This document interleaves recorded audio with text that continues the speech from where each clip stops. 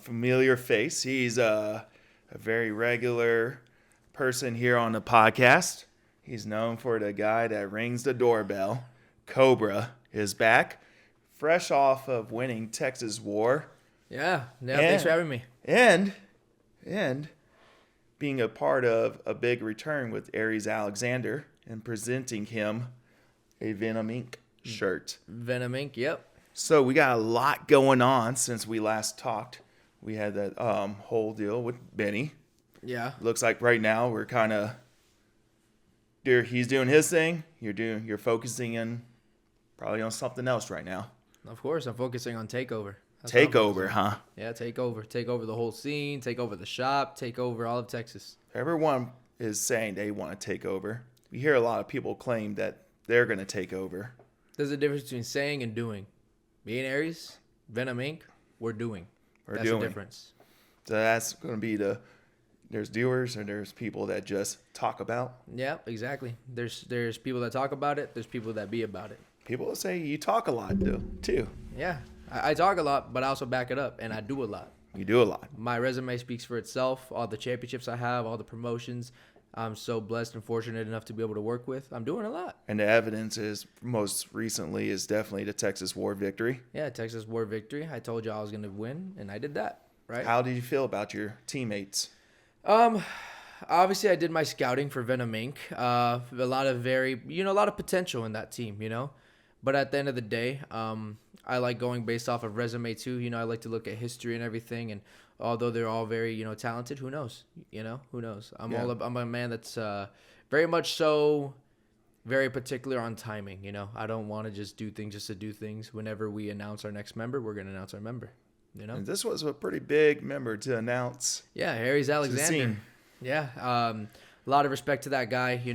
We started off as bitter rivals at the shop. I'm not sure how much you know about the history of the shop, but yes, he kind of got me caught up with the back and forth. We started off bitter rivals at the shop. Never beat him once. Never beat him once until Loco Wrestling. But I think it was that night.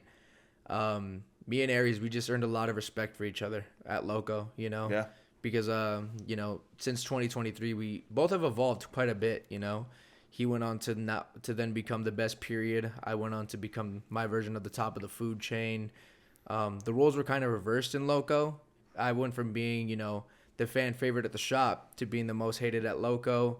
He became Loco Superman that night, trying to top the bad villain, which is myself. And I walked out victorious. But, at the end of the night, we both won in the aspect of we earned a lot of respect for each other. Okay. And we had a lot of conversations afterwards, talking about obviously our past and, just talking about all the moves, again, like I had been blessed enough to be able to make. And I basically laid it out there to him. I let him know, like, hey, man, like, he has a lot of potential. He's very talented. Mm-hmm. And I think he could be doing a lot more.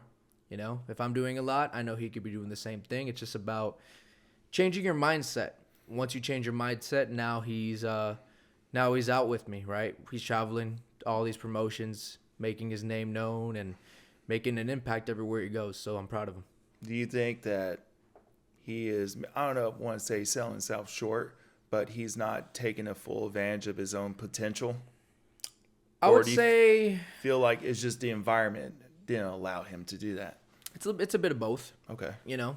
I feel like when it comes to Aries Alexander, talent's always been there. That's never been the issue. It's just a matter of kind of getting yourself out there, right? And kind of what we've been doing at Venom Inc. And the main point about Venom Inc. is kind of just taking what's ours, We're not going to go around asking for opportunities no more. We're going to just start taking opportunities, What's the origin of Venom Inc.? Where did that originate? It originated, the first appearance for Venom Inc. was actually, if you want to talk about like the actual like beginning of it, you could basically say it would be All Fury, Hell or High Water, October. Jacob King, the promoter and owner for All Fury, basically aligned himself with me, gave me the opportunity to bring in some people that I feel strongly about, which are all the members of Venom Inc. And now we're a faction, right? Now we are a group that's taking over not only all Fury, but all of Texas, the whole wrestling scene. Besides, takeover, what's your mission statement? Mission statement? I would say the mission statement is to take what's ours, which is championship gold, opportunities. We want to be the top dogs. We are top dogs. And that's something that everyone's going to find out once we start announcing everybody. There's no weak link. Everyone, main event players. Yeah. You see Aries, main event player. You see me, main event player. We have main event players not only in the tag team scene, but everyone very capable, singles talent. We even have a woman, and she's a champion right now. So when y'all see who it is, it's pretty dope, man. We're taking over everything. Everything. By doing that, or talking about it and doing it little by little, based on your plan, it gets people talking. People feel threatened. They should. People feel disrespected. Why would you say that is though? Honestly asking, why would people feel disrespected by that though? You lobby for changes to the show. In what aspect? By taking championships? Is that what you're talking about? You didn't take any championships, but you tried. You tried to get that opportunity, but things didn't work out that way. We all decided to showcase Aries in a singles match instead. Oh, I know what you're referring to. You're talking to Oscar about trying to get a shot for the titles. Obviously, things didn't go to plan, and see, at the end of the day, I'll say this because honestly, I don't like this type of thing being out there. I'll say this: what I was doing was wanting an opportunity, because at the end of the day, you want to talk about the behind the scenes. Let's talk about the behind the scenes. I was told I'd have a match. I didn't have a match. I get there, I take the night off of work, where I could be making money, right, from my shoot job. Yeah, I could be making a lot of money, and I took the night off, and I didn't have a match. They knew I was gonna be there. They wanted me there originally. Why didn't you have them? Why do you think you got taken off? I don't know. You don't know. That isn't a question for me. That's a question for the guy with the books, right?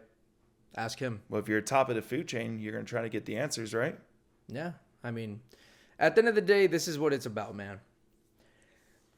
Although I was not necessarily given a match, I went out, didn't I? I took the spotlight. At the end of the night, everyone was talking about Venom Inc. now coming to the shop. They weren't talking about a championship ladder match. They weren't talking about the main event. They were talking about Venom Inc. Because now we're going to be the most talked about thing at the shop. We're going to be the most talked about thing all over Texas, quite frankly. So as far as, me not necessarily getting what I want, it's what the people want. You know what I mean? People want to see Venom Inc. Why do you think even after Aries won the way he did, people were still cheering for us? Yeah. Because at the end of the day, I'm unapologetically myself. So is Aries. And they're starting to see right through all the bullshit that's on the scene, That's what it is.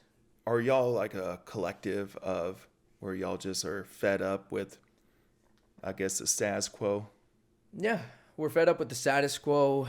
We're fed up with the politicking that goes on in the scene. We're fed up with, just being undermined, right? Being overlooked. I mean, I feel like that's the beauty about what Venom Inc. is, It's relatable, right? Because a lot of people in their normal lives, like 9 to 5s, a lot of people have felt undervalued, right?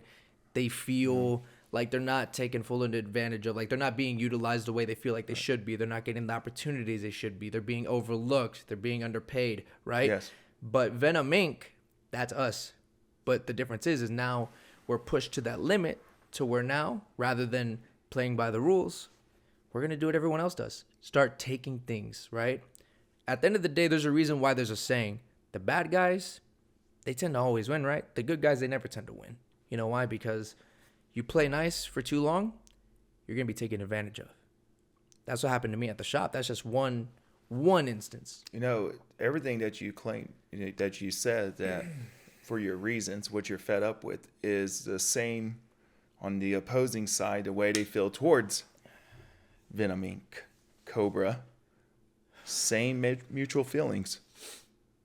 How do you think they both mirror each other in a certain way, that you do it because of what's going to be opposing? Can you clarify? Like, can you elaborate a little bit more on your question? So everything else he said, that you're getting tired of politics, being overlooked, all those things, those are what your opposing side will say about themselves, and you are the reason for. I'm the reason for what? For them being overlooked. For them being overlooked? Yeah. If they feel like they're being overlooked, then they need to step their game up, man. I mean, my analytics speak for themselves. I mean, I'm getting the opportunities I'm given, right? Because I'm going out of my way and I'm making promos. Right. I'm going out of my way and I'm getting updated promo pictures. I'm going out of my way and promoting the shows. I'm going to help with setup. I'm going to do this, that, and the other. That's why I'm getting the opportunities, right? I look like a main event, right? I look like a wrestler, right? See, I think that's another big thing, right? So a lot of guys, like I told you, they talk about it, right? They talk about wanting to be a wrestler. They will talk about wanting to be the champion. Do you look like a champion? Do you talk like a champion? Can you cut a promo like a champion? Can you promote a show like a champion? People aren't about it, bro. I'm about it. I've been proving it since day one. I've been doing this for a little over 5 years, and since day one. Would you say that there's a big gap in, or a large gap in, the people that are motivated and ambitious, that are going the extra step, versus the guys are not really taking a full advantage of their tools and resources to better themselves? I would say there's a pretty decent sized gap, because at the end of the day, there's only so many. I would say there's only so many people. It's so rare, right? Because let's think about it like this, right? So I would say that anyone that's signed to a contract right now, there's some of those people that are the select few, right? They're the rare few. It's kind of like the NFL, right? Let's look at it in that aspect, right? Yes. They are the top. They are the best. Yes. Absolute best in the world, right? So they got there because of their passion. Oh, yeah. Right? All the hard work that they put in. You look at WWE, they got there because of their hard work and their passion too, right? Definitely. So that goes to show that they are the top percentage of people. They're the small percentage of people that were willing to put in that extra step, whether that's, zeroing in on their macros to make sure that they have the body that they do, or whether that's going the extra mile, taking those acting lessons so that way they can make themselves believable in the ring, So, yes, I would say that that gap is pretty big, especially on the independent scene. What keeps other guys, what do they fixate on if they're trying to get to the top of, they're not looking at the small details?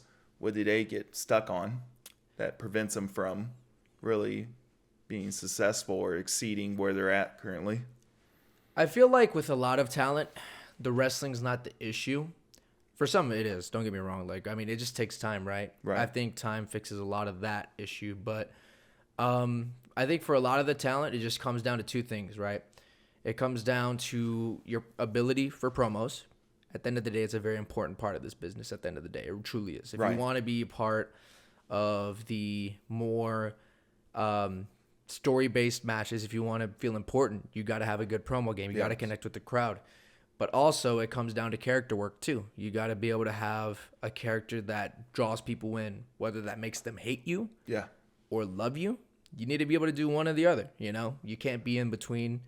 I feel like those are the main things, really. Where do you... I don't remember if we talked much about from the first time we had our episode. Where does the personality and do you have an inspiration where your character work comes from? Or the way you deliver or present yourself? Not really. Obviously I have my favorite wrestlers. When I say, it could be anything, right? Wrestlers, comic book heroes, actors, musicians.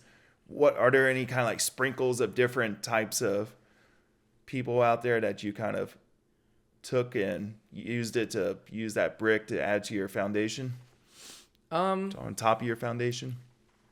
I would say mainly it's just me being me, but if I had to dive deep into maybe little things that you're talking about that maybe added onto it, maybe you could probably compare Joker, from DC. Yeah.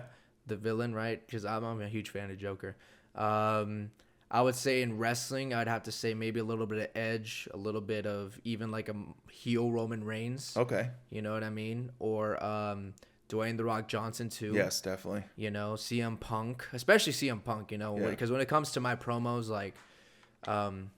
there was actually someone that's fairly new to the scene and fairly new to wrestling actually asked me recently for like advice on promos, right? How to cut a promo. It was kind of hard for me to give advice because I'm one of the rare few that doesn't really like script out a promo. Right. I just go based off of my emotions, based off the crowd, and I do everything on the fly. Right. You know, and I think that that's what makes my promos as great as they are. I mean, that I think every promo I do is great. Obviously, always room for improvement, right? And room to grow. What gives you that ability to be able to kind of just roll with it? I know a lot of people get fixated on preparing. I have a hard time doing that too, but I have to do discipline for production wise, it helps. But when you're speaking out, what has helped you become fluent that way where you can just kind of roll with it? I think I would have to say practice is part of it, right? You have to be able to practice, like anything that you practice and, you know, regularly train, you're going to naturally get good at, right? You're going to be able to start doing it. There's times throughout the day where I'm like practicing just cutting a random promo or thinking like of like a promo I might want to cut on this person, and then I try to do it in one take. Well, I don't like to do edits and stuff like that, you know. But aside from that, I also think that it really comes down to some things I like to do on my downtime. I remember before I started wrestling, I used to do like a lot of gaming YouTube videos. Oh yes, and, on Twitch, right? Twitch, yeah. I also used to do a lot of Twitch, so I just got used to speaking in front of crowds, just speaking with people, like thousands of people listening to you, watching you play video games, and having to entertain people. So I feel like it comes naturally in that aspect. So like a little muscle memory, kind of like a muscle memory, but it's, you know, in your head. Obviously. Exactly, yeah. So I just always have confidence when I speak. Right. Confidence. You exercise that part of your brain to do so, and is able to do it more efficiently every day as you do it. If you don't, it's not going to be efficient at it. Exactly. I mean, and at the end of the day, I mean, that's kind of like the main thing, right? It all really just ties back to just getting that training, however it is you have to, you know, just, you know, turn on the camera, grab like a little, hold up your phone somehow, and just practice a promo. Do you ever look at yourself in the mirror and did it, or is that too distracting? Never necessarily look at myself in the mirror, but there's sometimes like, I don't know. So sometimes it's just so random, bro. Like I'm literally like in the shower, you know, just wiping myself down. Just like, oh, I'm gonna cut a promo on Benny Dreamz right now, or I'm gonna cut a promo on Aries Alexander back then, you know. You know, do you take down notes when you kind of come up with those things so you don't kind of forget them? I probably should, but I usually don't. kind of like when you dream, like, oh my gosh, that was like a cool idea or concept, and then you forget it like by lunchtime. Dude, yes. There's been times, honestly, where I've dreamt like of an awesome movie idea. This happened like I think when I was like in middle school or something. Like I dreamt like of this awesome movie idea. I was like, there's not a movie like this. This would be cool for me to do because I also have a huge inspiration. Like I love film, and that's something I would love to get into. Oh yeah, same here. You know what I mean? And I just remember that I ended up spacing out like a day or like hours later. I was like, what was that movie? I should have written it down, man. Like, but yeah. I think a lot of people that are story writers, they have like some kind of journal. They know to do that. They were told by the wise ones that are teaching them. Yeah. Write down journal your dreams. Yeah, and I honestly would say it's not a bad idea at all. You know, I mean, if you get an idea for a promo, if you're just like randomly one day just practicing a promo like that you maybe want to cut on an upcoming opponent or something, definitely write some of those things down. You know, but that's not something I practice. But I probably should. If I probably should. I don't know how many cool even some I could stretch it for like a week or two, remembering it and completely forget it. All of a sudden, man, yeah, that I would be so upset if I came up with like a really sick punchline or just like a diss for someone, and then I just space out. I would be horrified. And there's no way to retrieve it. It's like, no, it's gone. It's in the void of never returning. Yeah, yep. That would be a nightmare for me. Man, would you ever? Because you taught me you love film. Would you like to be in a movie? Dude, I would love it. You know, I would love it. I feel like I've always just been an entertainer. You know. I feel like that's kind of what drew me to wrestling too, you know. I just love entertaining people. That's why I loved doing, you know, YouTube, you know, Twitch live streams. Even nowadays I do like my Instagram lives with my fans. That's usually just kind of like just to connect with my fans, with my followers, but You know, I've just always loved it, and I feel like that's part of why it drew me to wrestling so much. Aside from my just passion since I was younger, you know, just loving wrestling, I've always gravitated towards entertaining people. Yeah, you want to be like for film, you want to be out there and be seen on film. You want to perform.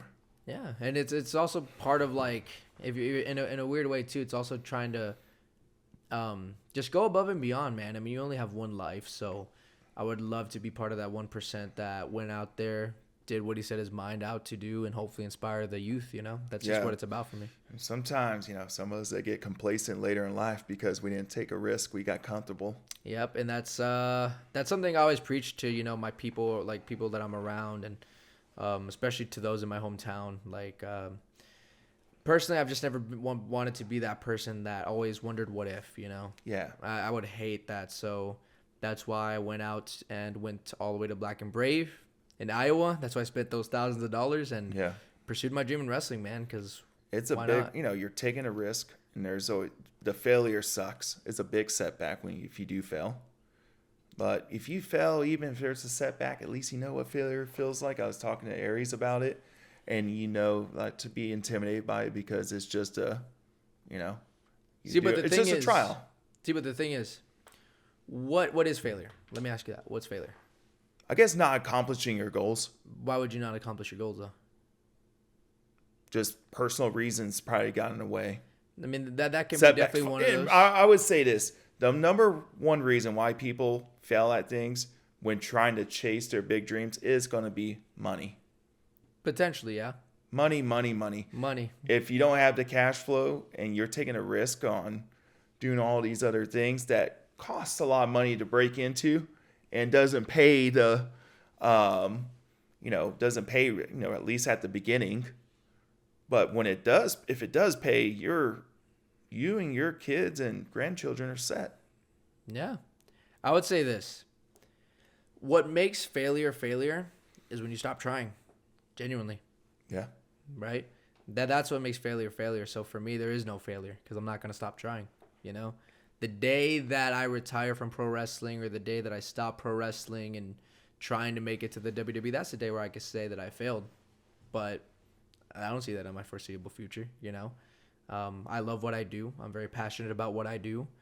And, you know, honestly, even today, you know, knowing that there's two professional wrestlers, one that's in training, one of them is in training, but there's one pro wrestler that's already trained, another one that's currently in training that I've already inspired out of Uvalde to start pursuing what I pursue.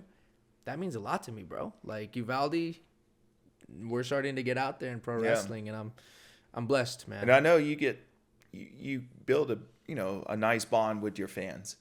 You do the Instagram lives with them. You chat with them every night. Yeah. I guarantee all my followers be getting annoyed when they see that I go live too. So you can see your favorite pro wrestler and you can talk to them live. When will that become something that you cannot do when you get to a certain point? Where do you think that will change because of, you know, certain circumstances or where you're at in your career? I don't see it changing. Personally, I don't see it changing. Even if I were to make it, you know, to, you know, one of the feds, you could call it, right? Some people call it like the feds, which is WWE, AEW.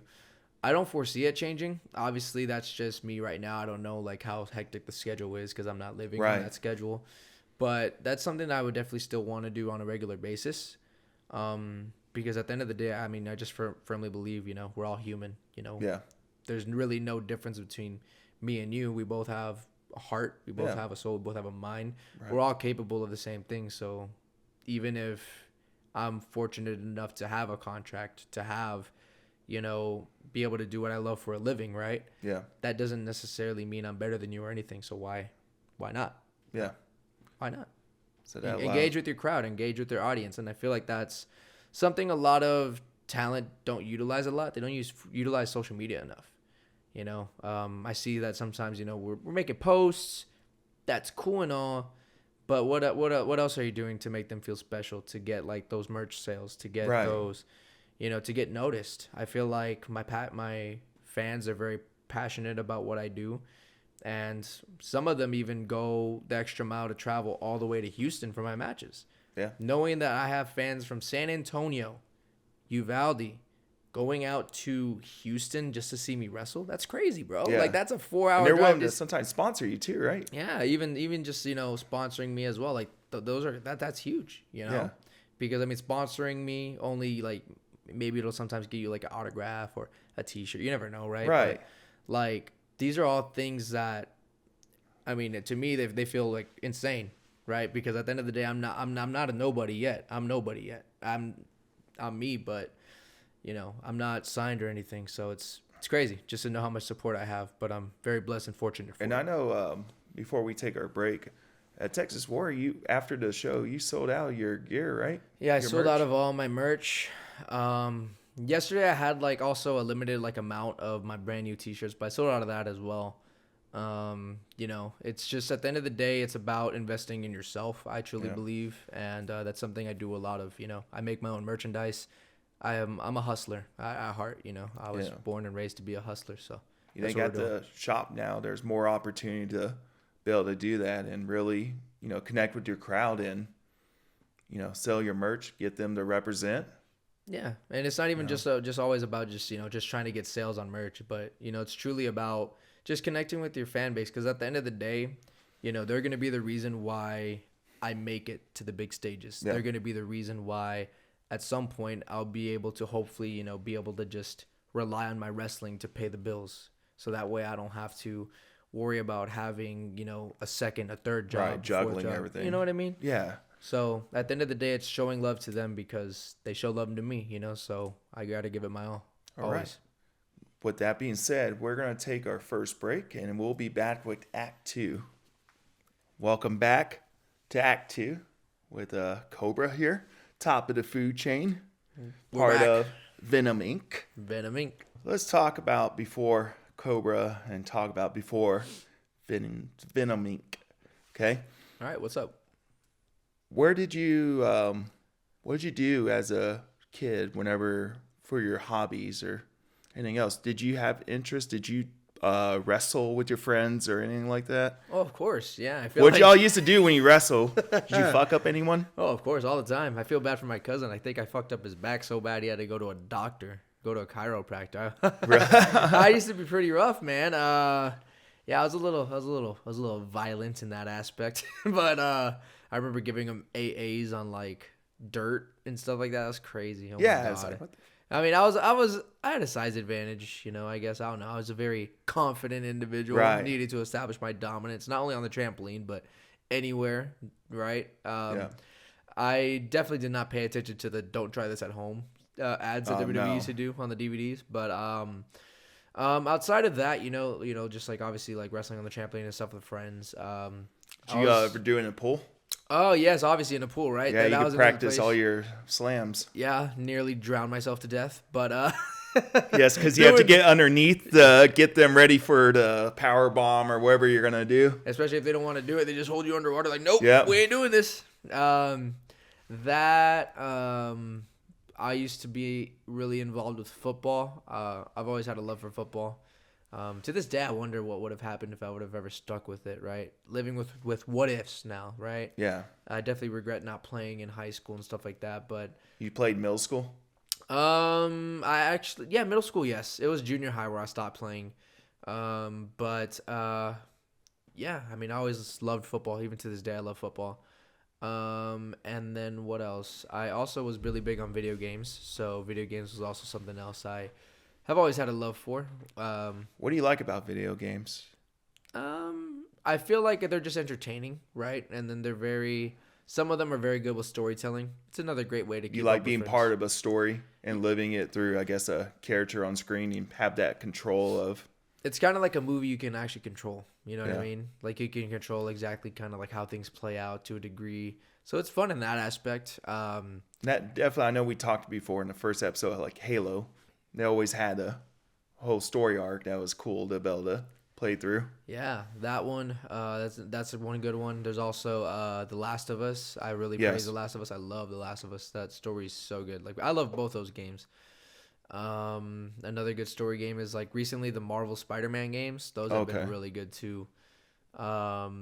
Anything with a good story. But aside from that, you know, another reason why I love video games is just being able to bond with my friends. I remember when I was younger, I used to be a part of like a clan in WWE. Can you believe that? There was a clan in WWE. There was clans in WWE where basically people, like just a bunch of guys would play WWE. We'd play out like matches. Yeah. They would be recorded for YouTube. Really? There was like their own storyline. How'd y'all record it back then?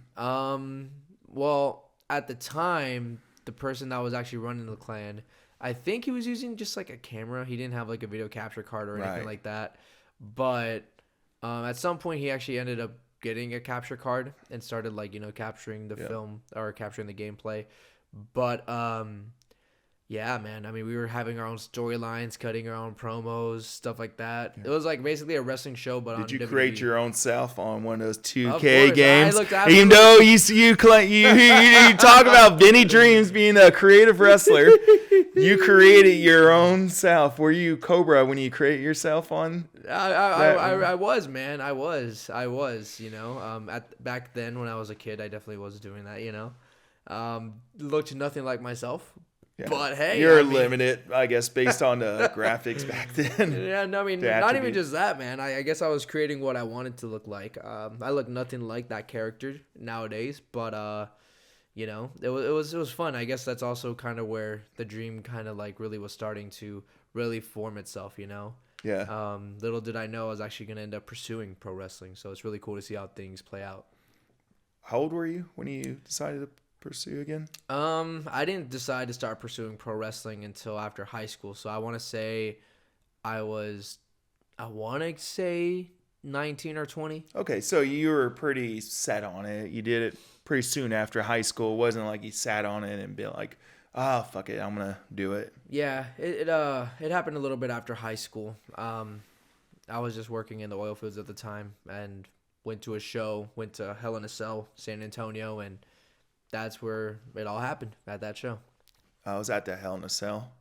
You were at that show too? And I don't remember a damn thing except Brock Lesnar.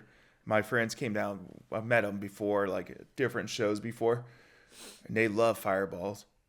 I got hammered before the show. And we drove those scooters to the Alamo Dome, like from across the street. And, dude, I barely remember. I was like loud the whole time. Dude, I think it was actually that moment where Brock Lesnar came out. Yeah. Because I remember very vividly, that's probably one of the biggest pops of the night. Oh, yeah. And no one expected it. No one expected it. And no one gave a shit that the match ended in a draw. Like, we got Brock Lesnar. This is like a best bonus that we could get, you know? Yeah, exactly, yeah. So I think it was actually in that moment, because when that happened, I actually looked around the whole, at the time it was AT&T Center. Yeah. I looked around the AT&T Center, and I was like, this is what I want. Like, yeah, I love fitness. I love hitting the gym. I love working out. I love pro wrestling. I love entertaining people. Everyone here is entertained, and they, you know, like this is what I should be doing. You know, I want to do this. It's a very big, like a tribal euphoria you get at the shows. Yeah, exactly. And man, when you go to the WrestleManias, it's not just being at WrestleMania. It's about being in a city with everyone, and people come from around the world. Exactly. And they have all sorts of stuff going on around town that you can participate in. Wrestling is just there it's like the thing to do in the city. Yeah, it's an extravaganza. It's basically a party for the whole, I would say the whole world, really. I mean, it's just based in one city, though. It's happening in one city. But, you know, I feel like WWE does a really great job, and probably AEW too. Oh, yeah. Unfortunately, I don't get a chance to watch AEW. I don't have the channels for it. But, you know, WWE really does a great, you know, job with the camera work. And every time I'm watching like one of the, you know, the PLEs, and like either like it's Jey Uso or some of the entrances, like even a Roman Reigns, Cody Rhodes, like whenever they're making their big walk to the ring, and you see like the thousands of people in attendance. Yeah. It's always in those moments where I always tell myself, I'm like, man, I want to be there. I want this to be me. I want to be able to experience this, to have that long walk down to the ring, to be in front of that many people, and just to be able to entertain them, you know? Yeah. do you feel like you're always that way, like mindset wise, or was there something like a slap to the face, kind of like, hey, get off your ass and do something, or you always been kind of a go-getter? I've always been a go-getter, I would say. Okay. You know, because I always like, even like when it came to streaming, I was very passionate about that. You know, I was very passionate about streaming, and I wanted to be able to make money off of it. Lucky enough, I've been able to make money off Twitch. You know, before. You know. Okay. I was able to start making some income. It wasn't nothing crazy, but like It was something. it was something, right? Without doing something traditional to make money. Yeah. That's I was like able a to very make- hard thing to do, you know? Yeah, able to make. I think I got like maybe 1 or 2 checks, maybe 3 from Twitch. Yeah. And they were each like for $100 or something like that. But That's hard to do. yeah, like it just a lot of it would come from the subscriptions, though. You know, you would have to obviously be Right. entertaining enough for someone to pay $5 to watch your streams without any ads. You know. So Man, really people hate cool. ads, man. So Yeah, people hate ads, but I mean, if they're willing to pay just to be able to watch my channel without an ad, that's pretty cool. Yeah. You know, at some point, I'd love to get back into streaming again. You know, like to find a healthy balance with streaming, YouTube, and wrestling. But for right now, I got to prioritize wrestling. You know. Yeah. The good thing is we have this platform now where you can get out and talk and, you know, keep up with your audience. Yeah, dude. and Honestly, I would catch even everyone love up. to be able to have my own podcast too. I just love doing anything content related. You know, I want to be able to be a jack of all trades. I want to be able to print my own merchandise, not have to worry about anything. I want to be able to just have a podcast with other wrestlers or other people that inspire me, that can maybe inspire everyone else. What kind of guests would you want on your podcast, or would it be more just collaborative and just conversational with your, regulars? I would say it would be a mixture of both. Okay. You know, I feel like one example is what is it called? Impulsive. I feel like that's a really good. Yeah, with the. Yeah, because I think the cool thing about that one is you get to do it with your friends, right? But you're also bringing in people that are that inspire you, Yeah. right? Or just people that maybe you admire, like whether it's their work or something. Because at the end of the day, like I like inspirational stuff. Yeah. Truly, you know. I love entertaining people, yes, and that's what I would do with my podcast. But I also love inspiring people. So if I can bring someone in that inspires me, and maybe could teach me a few things like different mechanisms or different like practices that they do to like stay inspired, or like just how to overcome like any sort of creative creative block. Yeah. Right. I know some people have writer's block, not necessarily writer's block, but you know what I mean. Just to overcome anything, anything that can help out. Speaking of creative, when I saw your promo that you did on your balcony, you added some extra, you upped the production there. Have you been doing that quite more frequently, kind of adding a little more edits to your videos? Not like cutting it up, but you're adding extra layers. You're adding B-roll footage. You're adding music to it. You're adding aesthetic to the overall presentation overlay on it. Yeah, I would say that's something I've been trying to do more recently. At the end of the day, when it comes to my pro wrestling especially, I try to, whether it's a promo, anything, like I look at it as marketing, right? I'm marketing myself, and I want the promotions to see like I can cut a promo, I can talk shit like anyone else, like no one's business, right? Right, especially like when I'm a heel. But I just want to be able to show like if they need promotion, I'm gonna promote it like crazy. I'm gonna cut a promo that is gonna make the fans believe like crazy. Yeah. And I could do it all, right? That's why I feel like that's why I get the praises that I've been blessed and fortunate enough to be getting.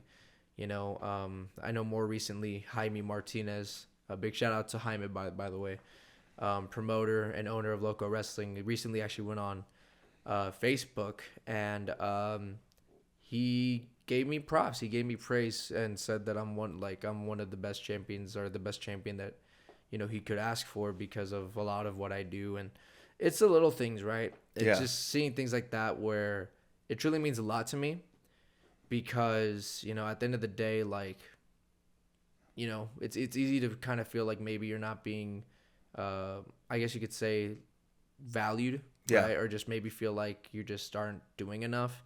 But it's the little things like that that remind you, like, hey, you're doing more than enough. You're doing a lot for us, and I appreciated that. It just told me that I was doing the right things, and that's all I want to do for And these sometimes promotions. those things come out of nowhere. It's like kind of like when you're at a certain point where like things are not looking good, and you get that kind of inspiration. Like, okay, Yeah, what you're doing is making a difference. It's just exactly, and I feel like that's something that I'm very guilty of all the time for myself. Is just worrying that I'm not doing enough or that I'm doing something wrong, And at the end of the day, I've always told myself, I've told everyone else that I've spoken with, like, at the end of the day, we're going to be our own worst critics. That's just the nature of the beast. It's how we are. We're human, right?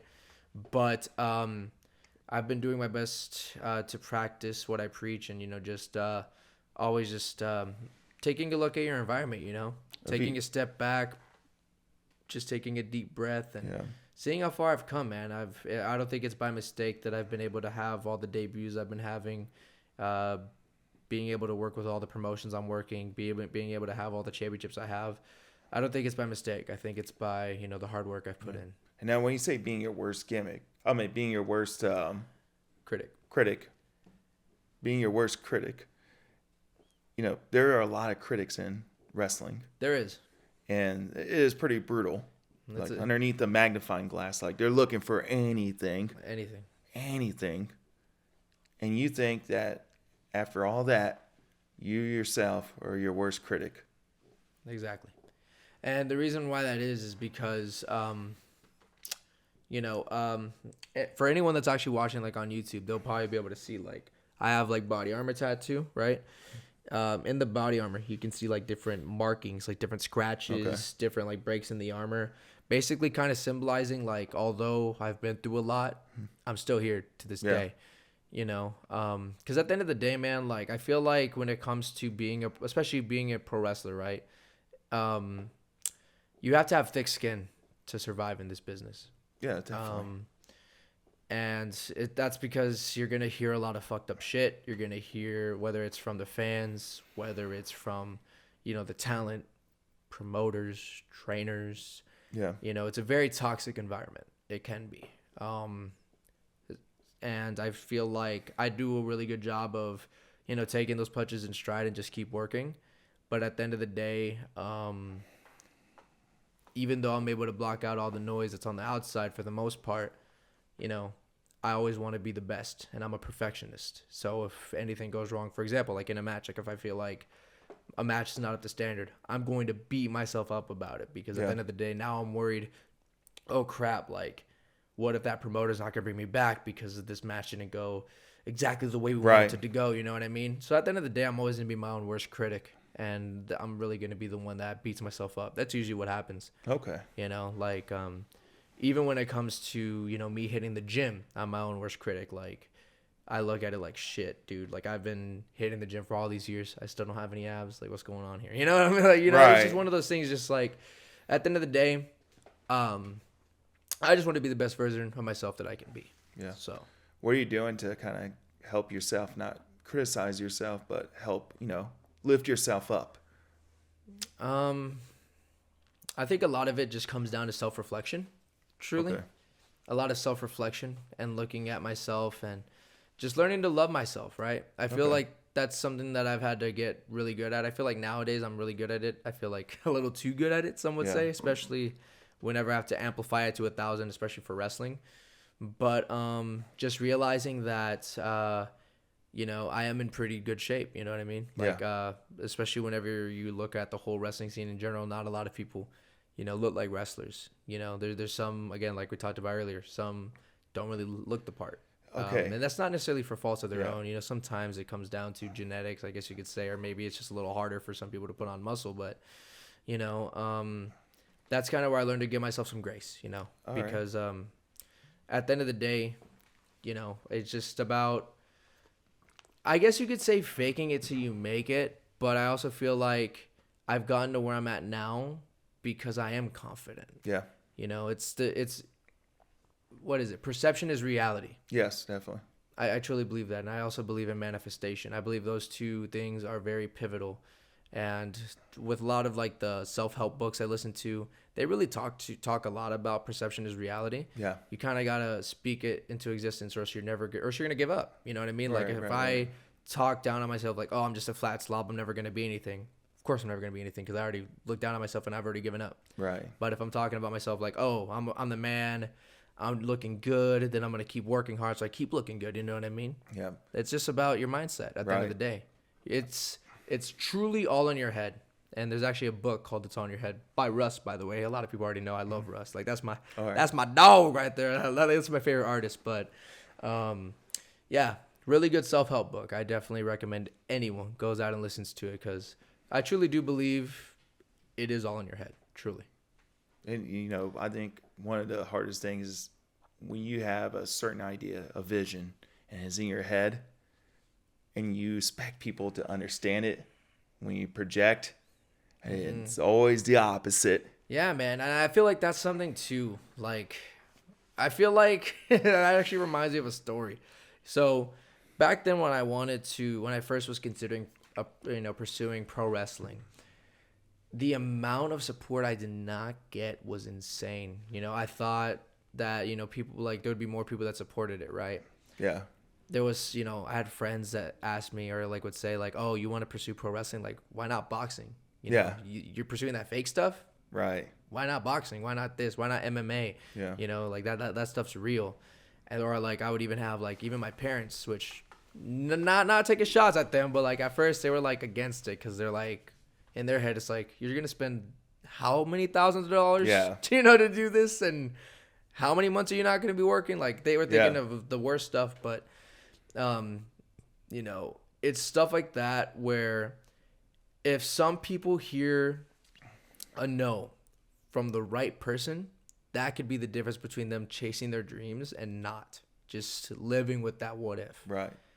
But even when I was hearing no's from the people that, some would expect for me to possibly let that stop me from pursuing my dream, it didn't, because my best relationship, I guess you could say, like the people I was closest with were my parents. Yeah. At this time, I was going through I had already gone through a breakup at the time, so I was really tight with my parents, and even with them telling me no, trying to talk me out of it, I didn't listen. I just wanted to pursue my dream, because at the end of the day, I want to be a part of that 1% that is able to, live and be able to live freely and be able to do what I love for a living, Yeah. How far do you think you're away from being able to kind of get there and be able to be like, hey, I support myself by just pro wrestling?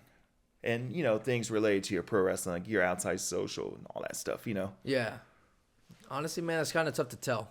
And the only reason why I say that is because another important thing that us pro wrestlers, or anyone that has a dream, I should say, need to realize is every journey is different. You know what I mean? Yeah. Every journey truly is different. Some people are blessed and fortunate enough to be able to make it happen in 2 years, 1 year, 3 years. Fact of the matter is, if we go back and we look at it, like, let's think about it like this. AJ Styles, right? Yes. It took him how many years to get to WWE? Granted, he was in TNA right before. He was ready almost like 40, right? Almost. Yeah, but like, if you look at it, let's just say this. Let's just say he was ready like 45, right? When he got there. Yeah, something like that, right? He was ready like 40. He was over 40 when he got there. Yeah, that's what I'm saying. Like, let's just say, like, obviously, yes, he was able to make his career like in TNA, and probably that was his job, right? That was his 9 to 5. Like, he was doing that for a living. But let's just say like his dream was WWE, which we don't know. Maybe it was, but let's just say his dream was WWE. It took him until he was 40-something to reach his dream. Yeah. Everyone's journey is different. At the end of the day. And he got to do his main events. He got to pin John Cena. Yeah, he got his WrestleMania moments. He got his world titles. Championships, yep. He's made a legacy for himself, and he's actually someone else I didn't mention earlier. And he gave Undertaker his last farewell match, too. Yeah. That's the only person in the world. And it gave him a great, performance, even though it was a boneyard match, but I think it was just perfect for the occasion and everything. And it helped out AJ Styles really kind of break out of that shell too. I think he became more animated and exactly. I give so much props, and him, Drew McIntyre, Seth Rollins. These are all Cody Rhodes. They're all inspirations to me, man. If you go back and look at their stories, like again, like their path, it's so crazy. Like you wouldn't expect for some of these guys, like to be, for example, for some of them, released from WWE to be brought back even bigger stars. You know what I mean? Unfortunately, a lot of talent that gets released, sometimes they don't even make it back. You know? Yeah. And I think that those are just some of the few stories where it just really opens your eyes to anything's possible, man. And you just never know really how close you are or how far you are away from something, but what I do know is for sure whenever you give up, that's it. That's it. Or become content with a certain level. Yeah, exactly. So that's why I say, like, I'm going to keep running until the wheels fall off, you know? So I don't foresee myself ever stopping, you know? God forbid, you know, some injury keeps or anything, you know, keeps it from happening, you know, but I don't foresee it, you know? I want to keep doing this, and I want to be part of that 1% that, you know, hopefully makes it and just is able to use my story as a way to inspire others to do the same. All right. So, and I'm glad to see that it's already happened with some people from Uvalde. So. All right. So what we're going to do is we're going to take our last break, and we're going to be talking about those roadblocks. Who's out there, who's keeping you or trying to keep you from getting to where you need to be. Trying is the right word because they ain't going to stop me. Yeah. But there are always going to be roadblocks.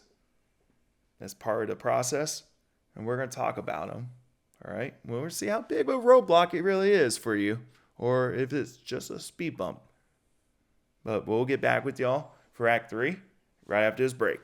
We're back for the final act, Act 3 here, and it all kind of goes in full circle. Back to Venom Inc. We talked about last night. The shop got to see Venom Inc. for the first time. And Aries Alexander joined you. Officially, I guess, in front of the shop crowd. In front of the shop crowd, yeah. Yes. Signifying, you know, you think that the Venom Inc. is the new era of the shop in 2025? I strongly believe it. I strongly believe so because, you know, two larger-than-life athletes at the shop, you know, two of the biggest stars that the shop's produced, ending their, I think it was like, I guess you could say the culmination of a long feud that the shop was used to seeing. They were used to seeing me and Aries neck and neck, and now they're seeing us put our differences aside to take over. Who's going to try to stop you? I don't know, but I pray for them because they ain't going to stop us. They're just going to get themselves hurt. There's a team that tried to stop you, Team Benny, but they became a man short. Someone's mask got snatched off their face, and he can't reveal himself. Imagine that. Is that dirty? I mean, is that something that, you know, name of the game? It's the name of the game. Is it just because it's war? Yeah, it's war. You know, at the end of the day, I mean, name of the game. Kill the Noise came out. They tried to beat the team that was not even Venom Inc. That's not even Venom Inc. So I think that's the scary part for everyone at the shop. You know, you have, you know, Chaos Child. You have Josh Galvan, you have... That's a pretty loaded team, too. Yeah, it's a pretty loaded team, you know? And they failed against not even Venom Inc. And I think that's the scary part about it because Venom Inc. is only stronger than that. And they had... Josh Galvan. They had Chaos Child. Of course, Benny himself. Mm-hmm. And then they have... who was it? The fourth guy? Who was the fourth guy? Oh, he was... he went up... Rodzilla. Is that Godzilla, yeah. And Aries went up against him last night, right? And he beat him. Yeah. So that's the scary part about it, right? You have the WSP champion. You have the number one contender for the Iron Eagle champion. And you also have Josh Who's Galvan. the number one contender for the Iron Eagle champion? Chaos. They announced it last night. I thought you were talking about Venom Inc. I'm like, oh. No, you had a Chaos Child. And think about it. Even the champ himself and a possible future champ couldn't beat us. And again, that's not even Venom Inc. Yeah. That's just me. Me and some possible recruits. That's it. You're able to get the job done. And yeah, we got the job done. We got the win like I told y'all we would. I beat the living hell out of him like I said I would. And left no doubt. Will you and Benny come back around and who knows? Cross paths again? Who knows? You know, are you eager to try to get that title from him? No. No? What is it about right now then for you? Right now, it's about, like I said, I mean, like we established earlier, takeover. How you take over without one of the main titles? There's a lot of other championships there. I mean, you have the tag titles, you have the Alamo City Championship, you have the Iron Eagle Championship, you have the World Championship. There's a lot of gold at the shop. Some would argue there's too much gold at the shop, but, you know, there's a lot of other ways to do it. And it's not just about the shop. It's about taking over the whole scene. A lot of other companies, too, with a lot of gold that, you know, I think would look great around our waists. Everyone in Venom Inc. Whether it's in the women's division, whether it's in the mid cards, whether it's the world titles, it don't matter. If there's gold, call us the treasure hunters, because we're gonna come for all the gold. How many members do we have so far? So Venom Inc. currently has, let me see, I believe 5 members. 5 members. 5 members, yeah. Is there still room to grow more? Potentially, but everyone we have is main event players. So I mean, at the end of the day, you know, it just has to make sense for us. You know, we're looking for specific individuals that know what it's like to be treated the way we've been treated. You know, to be undermined, to be overlooked, and those that we feel deserve the opportunities that, you know, we're going to be taking and we're going to be getting. You know, there's a lot that has to meet that requirement to get into Venom Inc. So that is what your statement is. You're tired of being overlooked, so y'all are going to take action. We're going to start taking action, taking opportunities, basically sticking it to the man, you know, basically. I mean, if you really think about it, you know, because at the end of the day, you know, we just feel like we haven't been treated fairly. We feel like we haven't been, you know, given the opportunities that we feel like we deserve, especially whenever we're playing nice for so long, you know, like especially at the shop, man. I mean, I feel like that's kind of like one of the main catalysts for why Venom makes a thing. You know, I gave my all to the shop. You know, I was the perfect champion, some people would say, you know, whether that's, you know, shaking hands, kissing babies, taking pictures with the fans, doing the summer camps for free, not asking for a dime, you know, did everything. Promos, put asses in seats, everything. Yeah. And they still had the audacity to take the title off me like that. Why am I going to keep playing nice? It's time to start doing things the hard way now. Yeah. You know? That's why I am the way I am. It wasn't just a shop, though. A lot of other companies are doing the same thing. So now that's why the top of the food chain is going to start acting like the top of the food chain. I did everyone a favor. I made everyone talk about Benny Dreamz for over a month. I made everyone talk about that even more. Well, I put him on the map. He should be thanking me. But we're not getting back into this conversation. I mean, to me, that's like you were talking about earlier. He'd be a little speed bump, bro. Yeah. Dude. Who is that? Benny? Do we have unexpected surprises? I don't think so. I didn't schedule anyone. All right. Well, who is it? I mean, if it's Benny, I would hate to put him in his place again. Or who is it? Yo, who is it? Oh, dang. What's up, bestie? Nice seeing you, man. Nice seeing you, man. You looking fly as usual.